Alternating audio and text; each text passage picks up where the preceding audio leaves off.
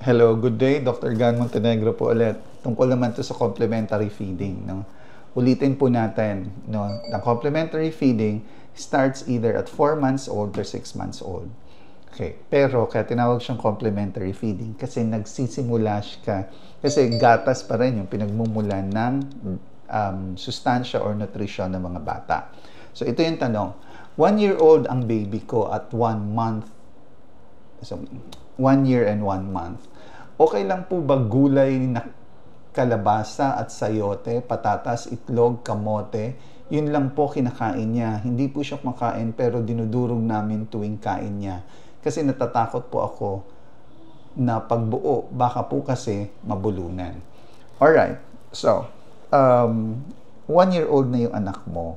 So, dapat niyan, by that time, kung sinunod mo yung, binigyan mo siya ng nag-start ka ng complementary feeding or ng solid food by 4 months old, sanay na yung ngalangalan yan at sa kalalamunan ng chunky food. Okay? So, yung mga sinabi mo, napaka-typical. So, yung mga ganyan, ang magiging problema mo sa anak mo is pwedeng maging picky eater. Bakit? Kasi hindi siya sanay ng mga chunk sa kinakain niya. So, bini-blender mo pa. 'Di ba? So, yung mga ganyang food, binibigay na natin yan early on, no? 4, 5, 6 months old, para masanay na siya.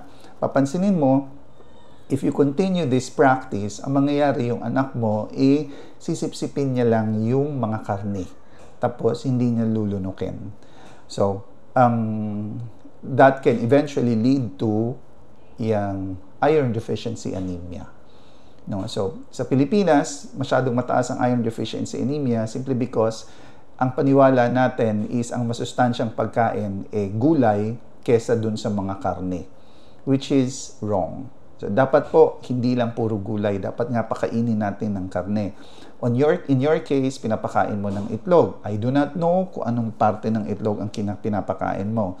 So, pero yung itlog na pula at saka yung itlog na puti, it has a totally different component. No? Protein yung puti, tapos fats at saka carbohydrates yung yellow. No? So, mostly fats yung yellow. Alright. So, ang advice ko sa iyo is start mo nang lagyan ng chunks yung mga biniblender mo. Lagyan mo rin ng karne. No, it doesn't matter kung anong karne, kung ano yung paniniwala natin. Basta karne. Kahit na anong paniniwala naman po is binibigyan ng, may kinakain tayong klaseng, kahit na anong klaseng karne. So, it can be fish if you don't like beef. It can be pork if you don't like fish. So, it can be chicken also. As long as you start giving them this meat, no, animal protein. Why? Because kailangan nila ng protein para tumangkad at lumaki. At the same time, yung body mass at saka yung immune cells natin are all made up of protein.